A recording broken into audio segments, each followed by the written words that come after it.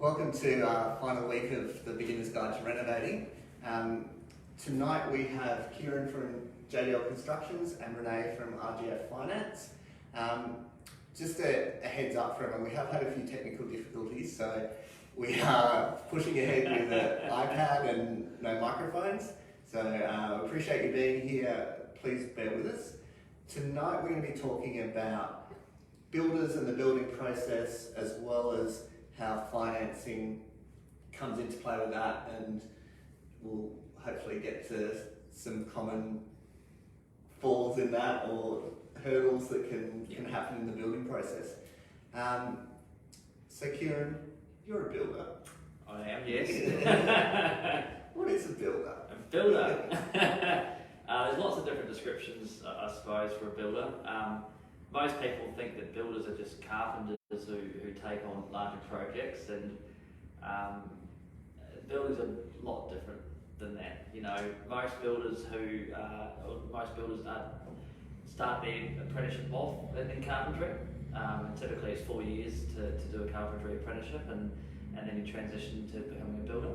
But it's not just about building houses or building frames and putting nails on walls. As soon as you become a builder, you actually become a business owner, and you wear a number of different hats.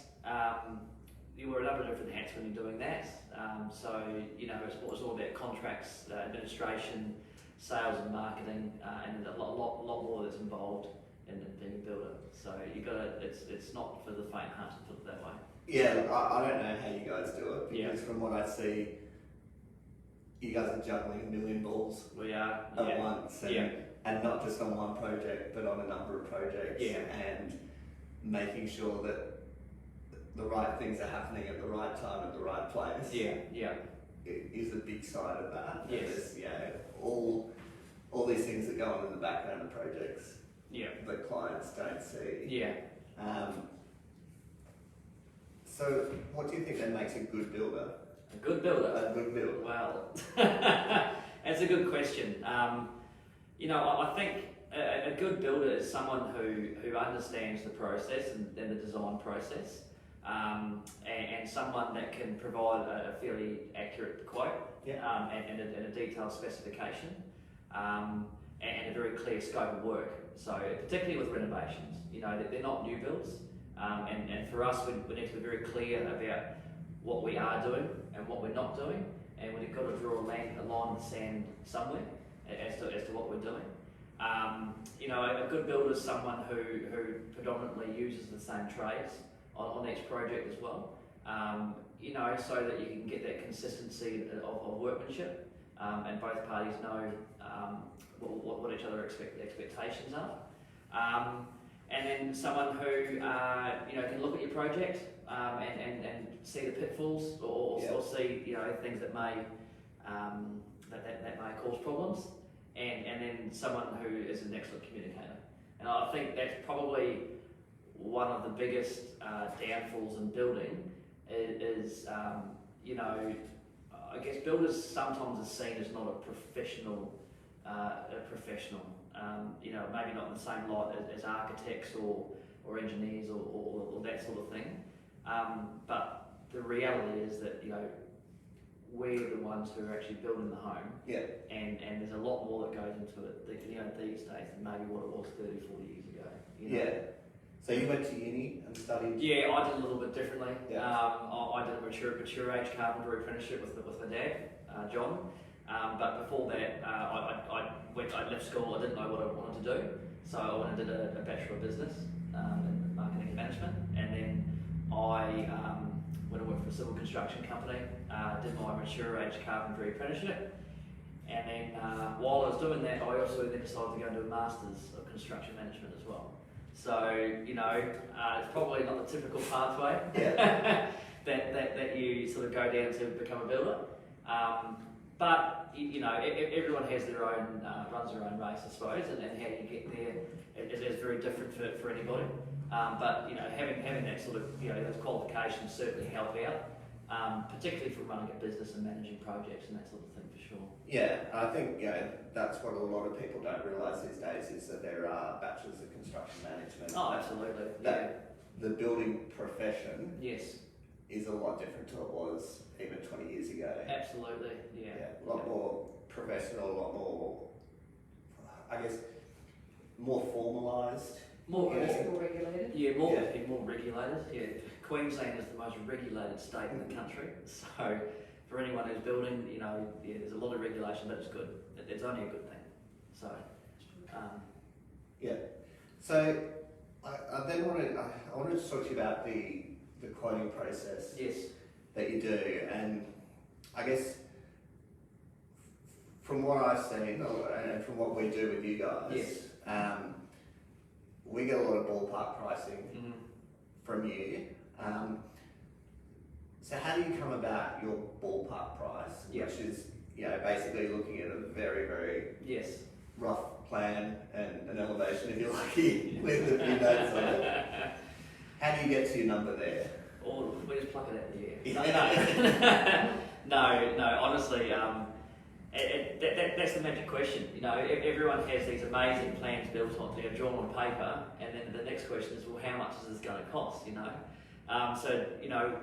With us, we're fairly detailed. So every job that we do, or every project that we quote, I've got a big spreadsheet of probably about 100 jobs now, Mm-hmm. and when we get a set of plans come across our desk in the very early stages, we look at that, we find a job that is very similar in terms of the scope, and if it's an extension, we'll match it with another extension, or if it's a house lift and build under, we'll match it with a house lift and build under, and look at the overall square metre area, and then that's how we get a very realistic idea as to where the project is heading. Yeah. And we can say, well, we've actually physically built another house of the same size, the same look, or the same character or whatnot. This is what this cost, and this is where you're going. Yeah. And it's a fairly there's always a little few bits and pieces that change between houses, but overall generally it's pretty close. Yeah. Yeah. So from a financing side of things, Renee, I guess a lot of people like to have a pre-approval in place. Yeah, yes. So what level of information are you looking for a pre-approval? Are you looking for any design, or are you just doing that based on their financial situation? Yeah, so the pre-approval is all just based on their financial situation and how much they think they're going to be spending on the renovation on the build budget. Yeah. So obviously if they have an idea, because they have had a quote, it mightn't be exact because you're just giving rough figures for a quote at the moment, but at least if they have that amount, then we know can they just use the equity they have in their property, do we need to rely upon an as if complete valuation, or is it just a reliance upon equity? How does it service? Have they got the borrowing capacity there to meet that amount that they need? And so yes, that can be a pre-approval, can be in place, but certainly what we will have done is just done a full initial assessment on that. Whether we've then gone to the bank for an actual pre-approval or not, it will kind of vary upon the size of the build. Because if it's just where we, for example, equity release, then we might have just done an initial assessment ourselves and said, yep, this is going to work for what you need. If it's more of a larger size renovation where they are going to be reliant upon that valuation coming in at a certain amount to get them what they need, then we really do need more specifics about what is the cost of the builds and specifications to be able to get an actual valuation if we're relying upon that. Yeah.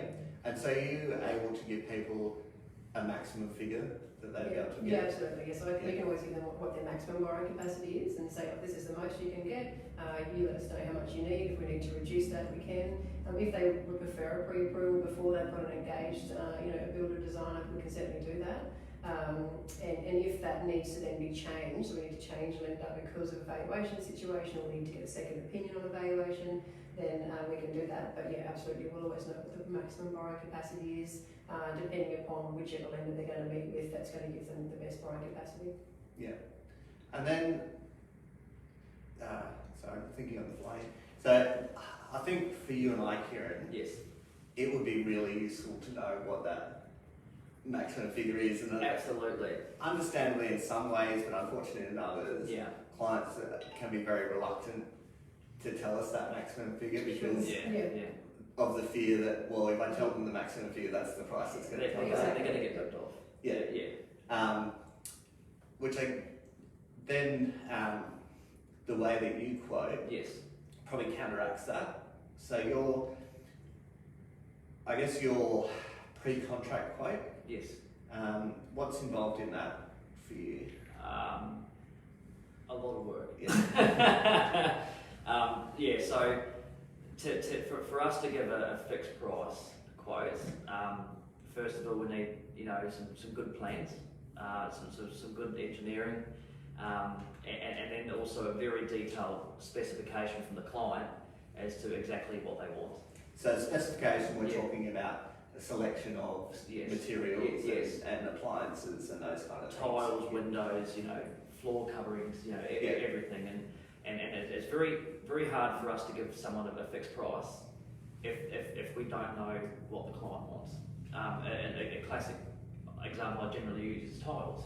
So normally the tilers charge us different prices depending on what kind of tiles are being put in the bathroom.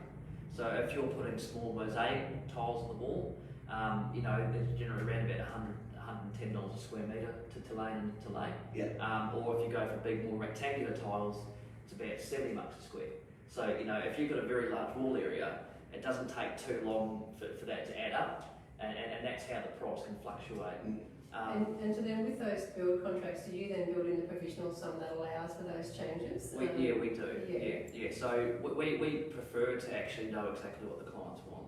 That way we can give the client a fixed price. And when the way that we do it, we like to be as thorough as we possibly can be, just to stop minimal cost overrun through the build. But to do that, we've got to understand what the client wants, and then also look at, actually, particularly on renovations and extensions, like we really look closely at areas that might come into contention, that might be problems, but we prefer to price, as much as we possibly can, so that you don't have cost overrun through the build.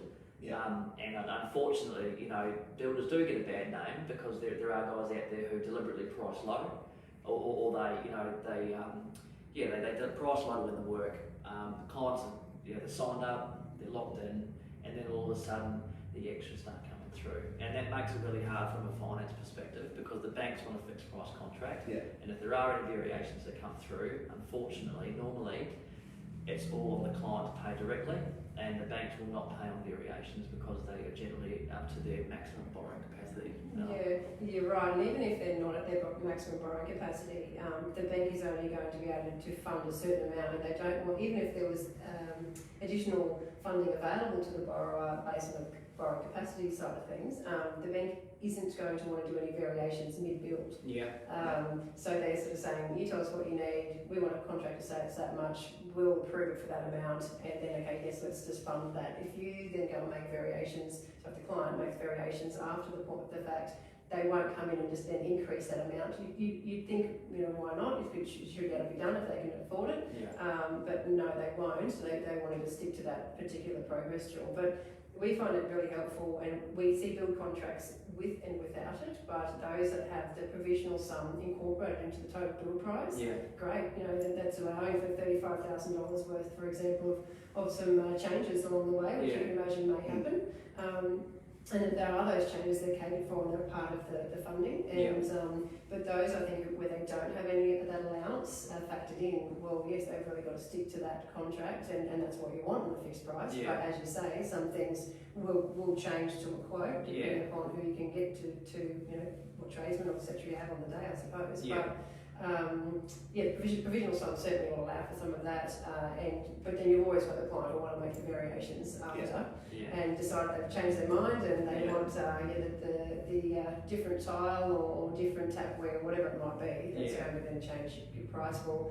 And on a finance side of things, they need to cover that cost themselves, and we do try to educate them when we speak to them to say, look, try to have all of that nutted out with your builder first.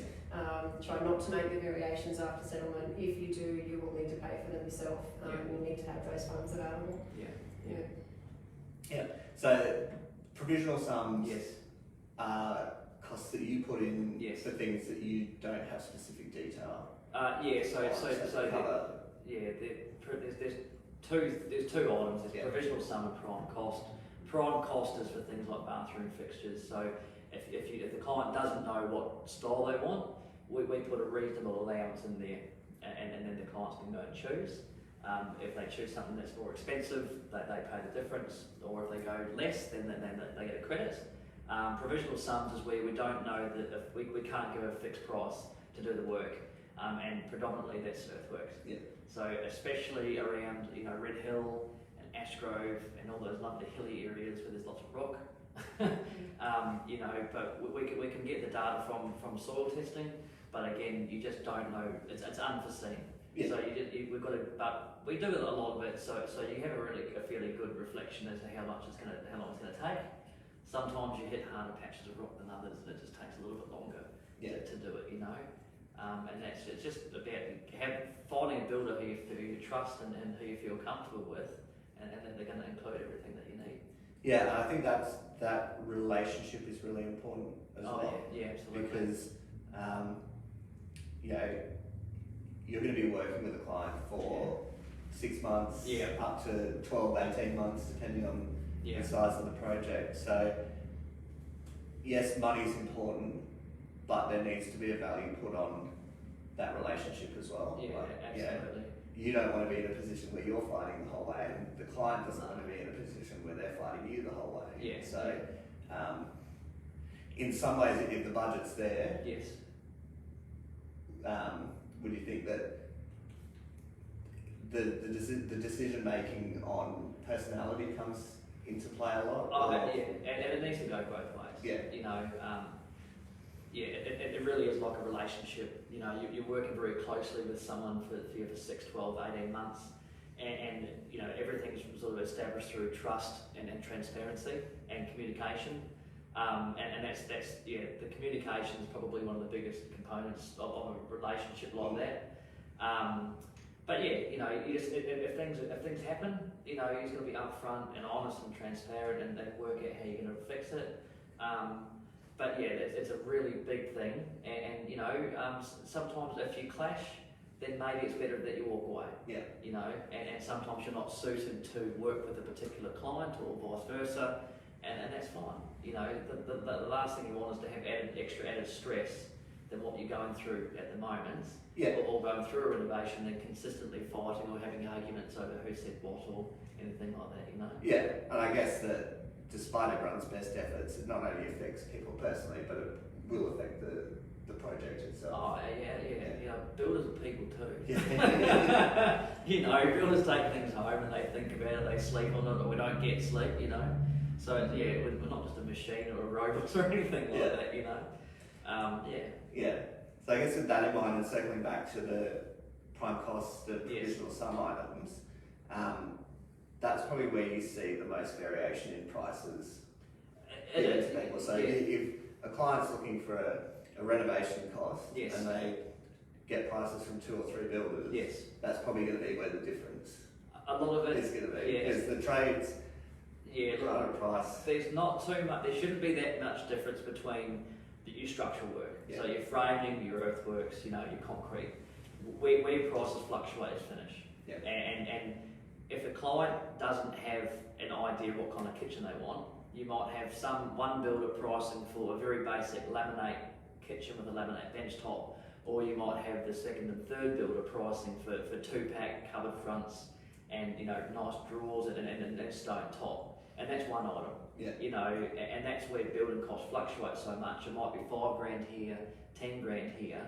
Before you know it, there is $50,000, $70,000, $100,000 difference between prices.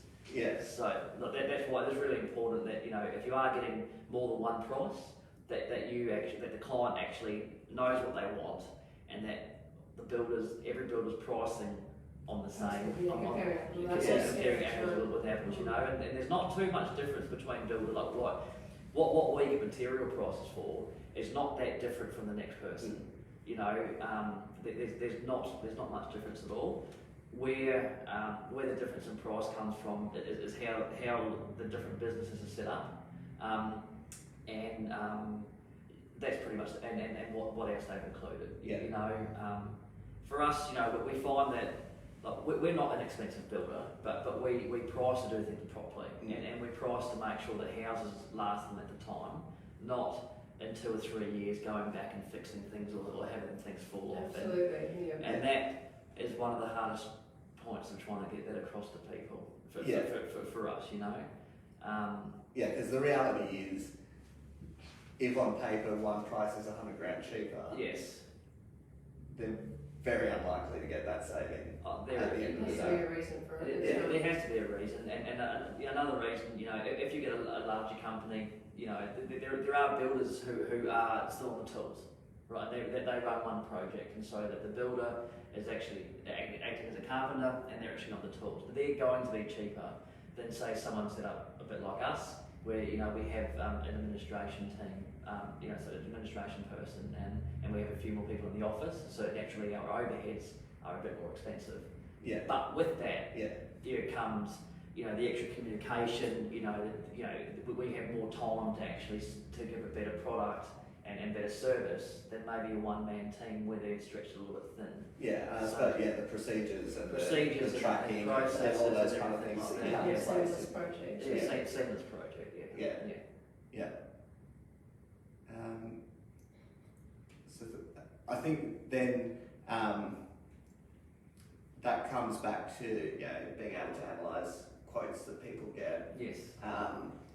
And realising that if you've got a budget, I mean, my philosophy is always, if you've got a budget and you get prices in that budget,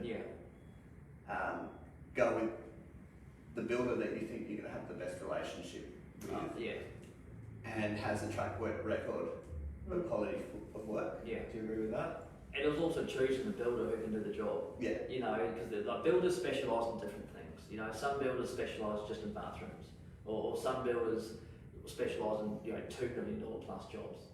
You know, so choose a builder that you feel comfortable with, but make sure that they're actually more suited to the job. You know, like don't get a builder who specialises in bathrooms to then go and do a $700,000 house lift and extension. You know, chances are you probably might have a few issues there. Yeah, and what I always come back to in these kind of things is sort of an analogy of, if you needed brain surgery, Yes, yeah. you wouldn't go for the cheapest brain surgery if you could afford a more expensive one. No, that's exactly right. And builders are heavily experienced and qualified and regulated, and they are as valuable in what they do as any other profession. So I think that carries on into every walk of life. And Kieran, with how much does it come down to recommendation that you find? So obviously somebody who has one quote and a second quote, but this builder's been recommended to them because somebody has used that builder and had a great outcome. Yeah. Surely, you know. It goes a long way. You have to. It goes a very long way. Yeah. Typically, if you come recommended, or someone has recommended you to someone, you've got a much better chance of being the successful person to do that project. And so on that then, if for example somebody didn't have any recommendation of a builder, didn't know anybody who has recently built a renovation, how does somebody choose a builder? Well, we've got to wow them, but... Where would the person start, for example? Look, Google reviews. You know, Google reviews are a big one. You know, everything's reviewed these days. Your QBCC license record, so you know it shows a track record to see whether there's been any disputes or there's been any rectification work required. Even whether the builder has an established relationship with the designer, you know, or an engineer, because those designers wouldn't keep working with the builder if there were problems, or if they were constantly having problems there as well. You know, so if you don't know anyone personally. Having these other professionals as a professional sort of input into it can help a lot. Yeah, and I think as people that work together, and the more projects that we do together, you sort of develop a shorthand in communication as well. And Kieran might call up and say, "Oh, I'm just not sure what we're doing with this ceiling detail here," and we could just say, "Oh, yeah, it's going to be the same as this other job that we did with you previously," and then that's like, okay, easy done, instead of having to draw a detail and go on site and work it out together. And that's the thing, you know, collaboration's a really big thing. You know, if you choose a builder and get them involved in the design process, you can generally nut all those things out before the job's even started. You know, so it's all about collaboration. It's all about we're getting a good team together who's worked together previously. You know, everyone puts their cards on the table, and then you design according to how the builder wants to build it. Yeah. And that way you can stop any of these little issues really occurring on site because it's already been sorted out previously. You know, the more time and effort you spend in designing it, choosing your specification and really working out before you start, it makes life so much easier. Building's supposed to be fun and exciting. Like it really is, but where people get stressed out is when they're not organised. You know, if you're organised, you know what you want, it's just up to us to build it to make it look like that, and then it's supposed to be easy. Yeah. But sometimes when people aren't organised, it becomes very difficult, you know. And also, that collaboration means that your expertise can be brought into the discussion as early as possible. Oh, absolutely. And expertise of how to build things in an efficient and economical way. Yes. Is not an expertise that I have. Yeah. And I'll put my hand up and say I can draw really nice pictures. But you're the one that's going to have to build it. Yeah. And if I can have a discussion with you and say this is what we want to achieve, and then you can say, well, the most efficient and economical way of achieving that is this way. Yeah. Then we can get that sorted out before the pricing starts.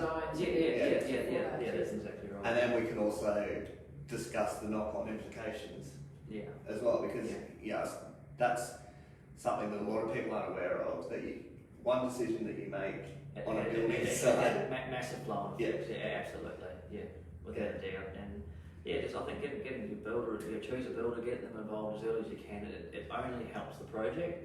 Because if you've got a builder who's been involved throughout the whole process, by the time that project starts, they're all over it. They know it intimately. They know it intimately. You know, they know this, they know that, what we've got to do, and then everything just flows. Whereas sometimes if you've just been handed a set of plans, you're expected to immediately know everything about that project, how the client came to that particular design, why they came to that design, and then you're supposed to know the plans on the back of your hand, and it just doesn't happen like that, unfortunately. Well, there is a lot of information. There's a lot, Not only from the designer, but then there's all the engineering side of things, and then you've got your trades involved, and they put things. And you've got issues of certification. You've got delivering on the conditions of the DA. There's a lot to build. And then I think that's where it's important too, that when all of that's come together, and you've been talking about all of that there, that then someone then isn't starting their finance process at that point. No, not at all. Because people do. It's surprising to see sometimes that they have gone through that whole process and then now they go to look at the finance. But I think it's also maybe important when you, of course, when talking to people at the start of the process as well, to ensure have they looked at what their budget is and for the borrowing capacity perspective, equity in the property, are they reliant upon this now improving the value, or can we look at equity that's already in the property? Are there other properties that can be used for equity if it's necessary? If the valuation doesn't come up to what this renovation is requiring, is there other means of being able to fund this if it's not based on just relying upon a valuation, but really knowing what they can and can't do on a finance perspective as well. And the last thing you want is to go through and spend a lot of money on designs and engineering, and then you get it priced, and then you find out that you can't do it. Yes, and then you're having to redesign it and go back through the whole process again to fit with the particular. And you spend more money. It can be heartbreaking sometimes, and it's you do feel sorry for some people, and sometimes if they've done things a little bit differently, it generally works out, You're right, and also too, if they have a broker that they're speaking to, because a lot of them are going to their own bank, and really, it's I can't, press home hard enough that their bank that they've banked with for that might be the last 30 years isn't necessarily going to be the one that is actually going to be the best option for them because they are just also different with what they're doing. That, whereas if they have a broker who's experienced that will know which blender is going to fit for what they need, and then they get a completely different outcome. compared to having to go back through that design process, change what you're doing with the build, when it could have been the case that you just needed to do bank C instead of bank D, and you could have got exactly what you're after. Yeah, absolutely. Yeah.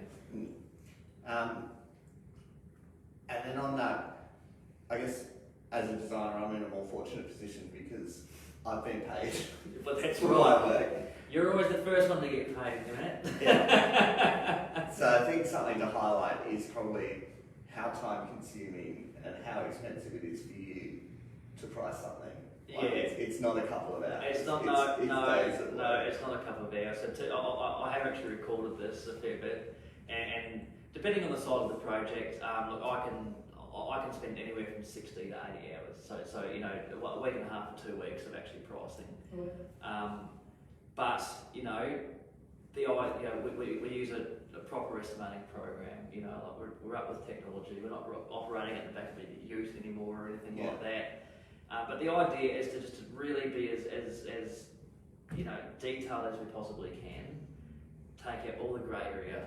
Pick up as much cost as we can, so that you have no extras or very little extras through the build. But it just takes time, and unfortunately, it's just the way it is. So So to get a price done right, yes, it's going to take a lot of time, it is. and it's going to be vastly different to working it out on the back of an envelope. And very, very, very different. And it'll have different outcomes when it comes to financing and the final price, because your price isn't going to differ as much as someone that has literally plucked the figure out of the Oh yeah, and the way that we price it, we listen to our clients what they want. We go through basically room by room and work out what's happening, and then we actually send everything out to our trades and our suppliers. So we send it out to our plumber, to our electrician. So by the time everything's come back together, like everything's been priced. So there's no guesswork. We're not guessing that it's 25 grand with the painting, and it might be 15. Everything's priced accordingly.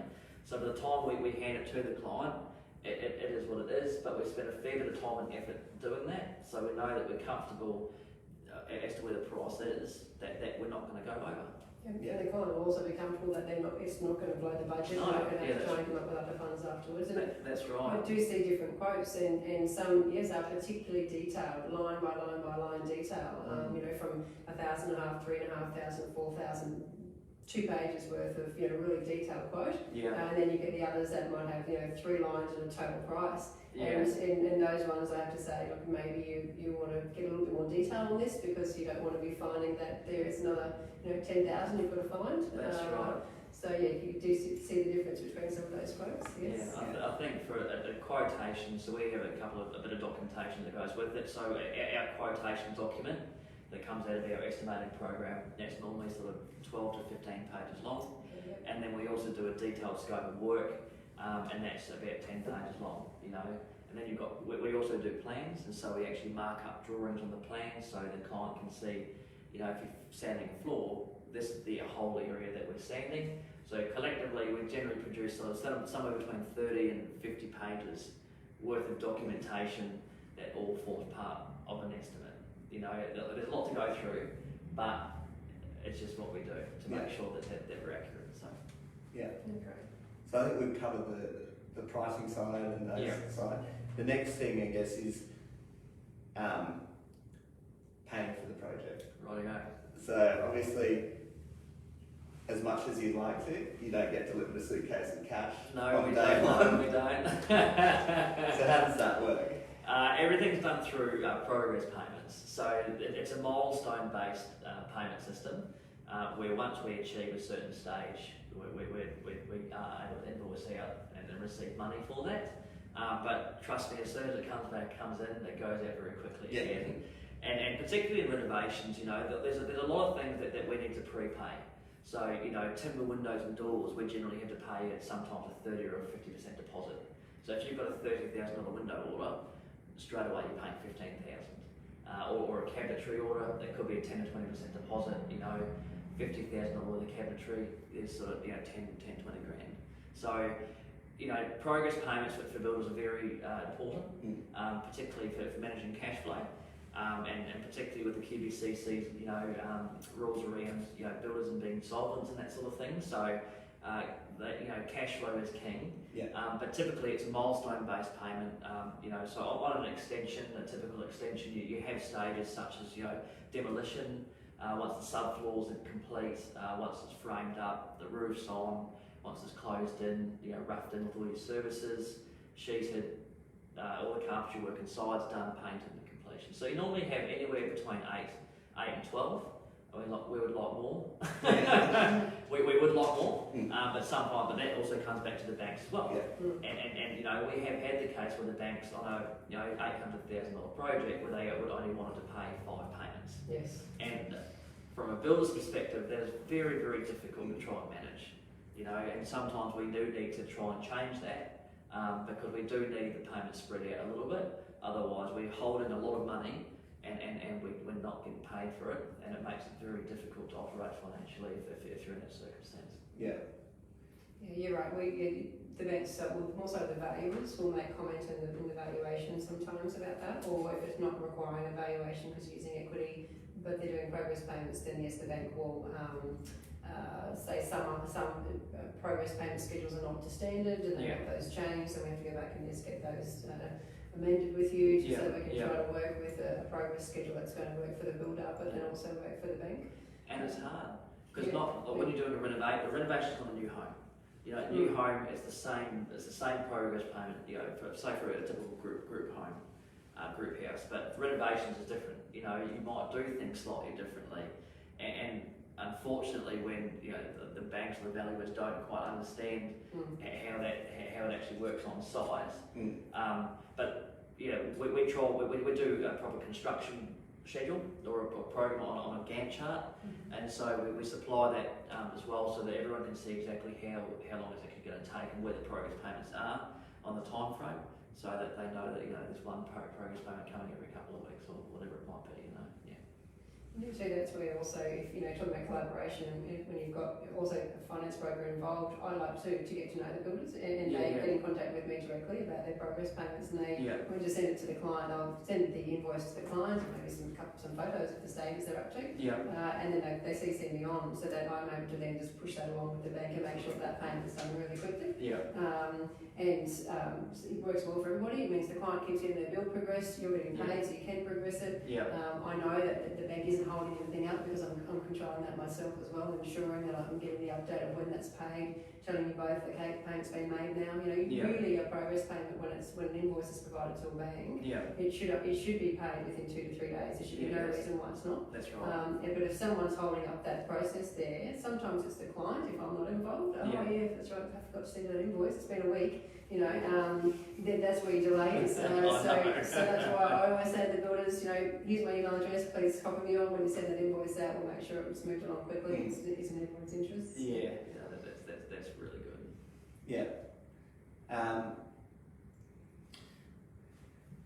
And you've spoken a bit about the scheduling of the project in terms of progress claims. Is there anything else on scheduling that is particularly important or worth keeping in mind? It's just about sequencing, and when a builder wins a project, we've got to do a contract up, and as part of that, we need to work out how long it's going to take us, and the days to complete the project go into the contract, and if we don't complete the project in a certain amount of time, we get liquidated damages where we've got to give the client money back. So to actually accurately work out how long the project's going to take, we need to do a proper construction program, and that way we can accurately work out how long it's going to take, so that the clients have peace of mind as well, that you don't say it's going to take 3 months and then ends up taking 9 or 12. I'm sure everyone's heard horror stories about that as well. So it holds us accountable too, to make sure that we actually get it done.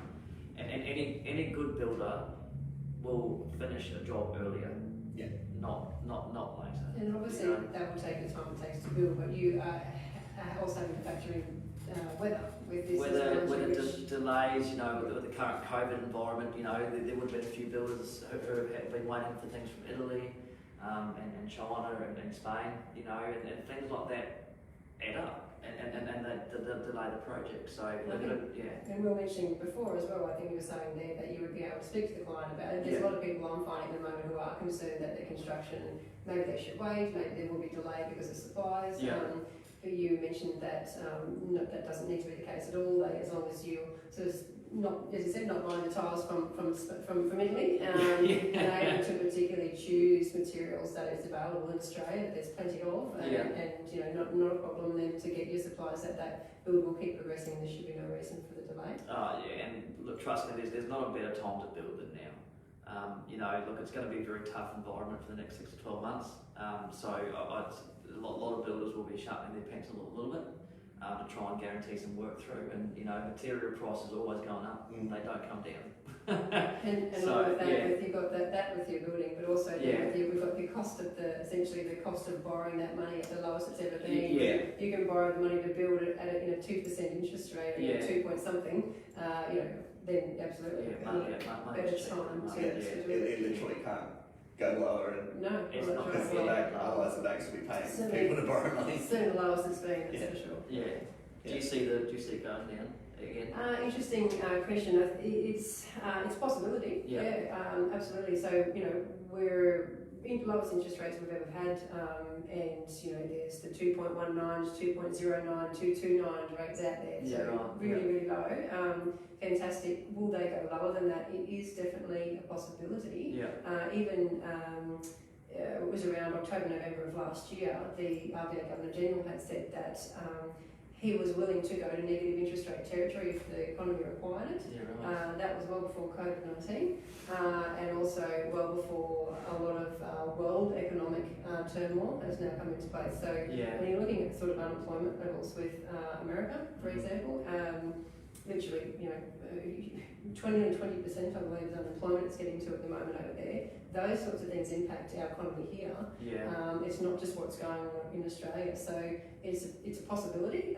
If we were to have another wave of the pandemic come through, absolutely it could be the case that then our unemployment skyrockets. And if that was the case, the RBA will have to then put in measures to try to keep reducing those rates, which will mean even if the RBA gets negative interest rate territory, which is only in 2 more moves, if they do, because they're at 0.25, the banks won't be lending, we won't have a negative interest rate on your rate, you'll just be at a zero. Or we'll stay where we are, and then in time, absolutely rates will go up. The rates will never stay as low as they are, but we're not expecting that they'll go up yet.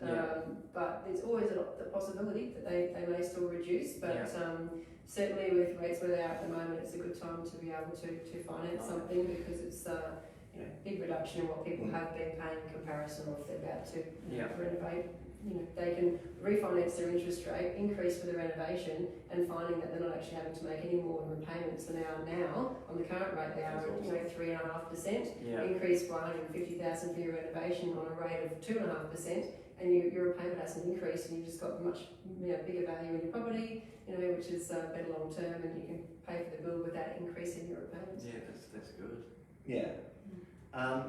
We have touched on this a number of times through the discussion, but the better documentation that you both have in terms of the detail in the design, going beyond just having some plans and elevations, but having all the materials and fittings selected, having much more detail in not only the design drawings but engineering and things like that are going to make it much.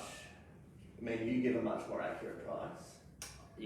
And then you need that detail for. So you get evaluation. If we rely upon evaluations if it's complete, that's right. Yes. If there's plenty of equity in somebody's property, then that's not as essential. But absolutely, if we need to get evaluation and rely upon the equity as if it's complete, then yes, we need the detail. We need the list of specifications, exactly what they're intending to have for the tile, for the kitchen bench, for the flooring, appliances, the tapware, what have you.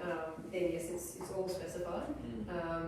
All the plans are there, exactly what the plans are, the specifications, the price, and then that's where we take to the value and say, okay, based on this contract and these specifications and plans, what would be the valuation that we can then rely upon.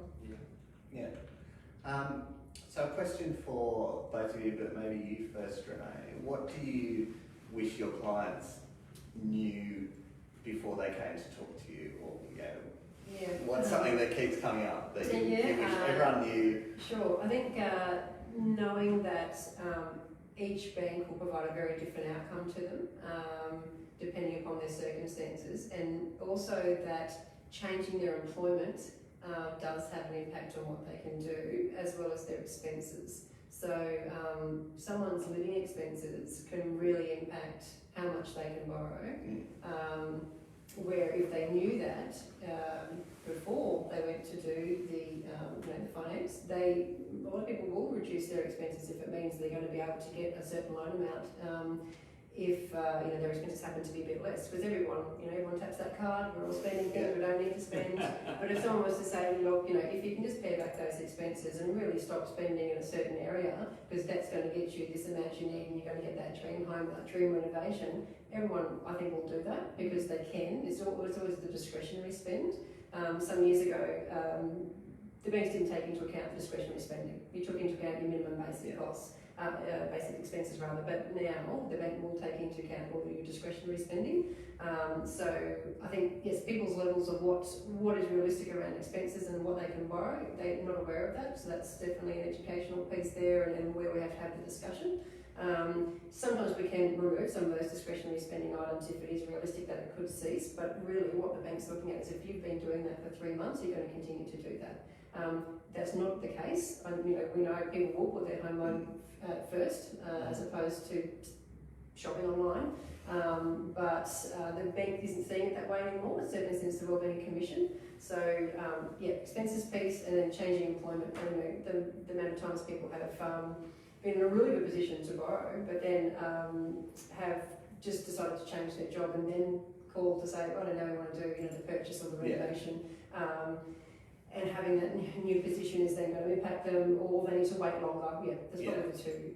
So it's not just thinking, I've changed jobs and I'm on a higher salary now. Yes, because we want to see you in that. A couple of lenders will look at you one day in the job, but the others want to see that you're in that job for 3 months or 6 months. Or it'll depend. So you're a sole trader or you're a director of the company. Absolutely. PAYG earner on really good income working in the mines just recently speaking to me, and great income, has just gone on its ABN contracting role, more income. So it was obviously a good choice for him to do that. He thought at the time, which is great for now his earning capacity, but. New ABN, he's now needing to wait essentially at least 12 months before he can do what he wants to do, even though he's on a much higher income than he was on before, because the bank needs to see his history. So that can make a big impact. It's the same question for you. I don't know. That's a very interesting question. I think what I wish people knew or thought was that builders are there to actually help out. We want to build your homes. We're not scary. And we do actually have clients' best interest at heart, and I know we talked about budget before, but the idea behind trying to find out what their budget is, and I guess we do wish that people were more honest with us as to what they want to spend, because for us it's more about trying to squeeze as much as we possibly can into that particular budget, and we're not trying to rip people off or anything like that. And you are people. We are people. You're not the enemy. We're not the enemy. I think too as well is the recommendation piece. I think if people are happy with the service they've been provided, they need to recommend that person to the next person, whether that be the designer, builder, finance broker, what have you, because we all want to use someone who we know has been recommended, who we know can do a good job, as opposed to not knowing what type of job that person will provide. And from a builder's perspective, I think surely you would want to be doing the right job, getting the job done, so you're not having somebody come back on a builder's warranty insurance claim saying there's a problem here you've got to fix. You're not going to want that, and we're obviously regulated enough where that is what would happen if there was an issue. So I think that recommendation piece, I think to me is really important, that we all want to know who we're dealing with in whatever we're doing, and knowing that person is going to do a good job. Yeah, we're based in Nunda, and we do a lot of work around, Willowin and Kalinga and Wavell Heights, and so, you've always got the chance you might run into someone in the shops. Yeah. And, there's not, you want to still be able to talk to them at the end of the day. Yeah. And have a cup of coffee or have a beer or something like that, so, having that good relationship is really important to us, and it's going to be right the way through. Yeah. I suppose, an ideal way of getting business for you Yes. is if you're doing a renovation on a street, Yes. everyone talks to people that are having their renovation done, and they tell everyone how good you've been, and you get phone calls. And That's right. That's how it's supposed to work. So. Yeah, and it being a relationship, and us all being human, you're much more likely to go to the extra mile for someone. Oh, absolutely. That you've had a pleasant experience with, and you probably will do things that you normally wouldn't do for the next person. It might hurt you a little bit, but you're invested in the project, you're invested in the people and the relationship. Yeah. And that goes back to being a good builder. You want to deliver the best thing to the person with their budget in mind. For me personally, there's nothing better than finishing the project. You're doing the handover, and everything is just amazing. And you just see the look on the client's faces, and everyone's got big smiles, and everyone's so happy. And that is a really, really good feeling. Yeah. And I know it probably sounds a bit cliche, but it's good. It's awesome. We love it, and that's really what we a lot of part of it is what we do it for. Yeah. Yeah. I think that's a really good way to wrap it up. Cool. So thank you, Kieran. Thank you, Renee. Thank you, Peter and Mick in previous weeks. And thank you, everyone, for joining us over the last 5 weeks. We hope that you've gotten something out of it. Please reach out to any of us if you have any specific questions or you have a project in mind. We'd love to help you. Thanks a lot. Thank you.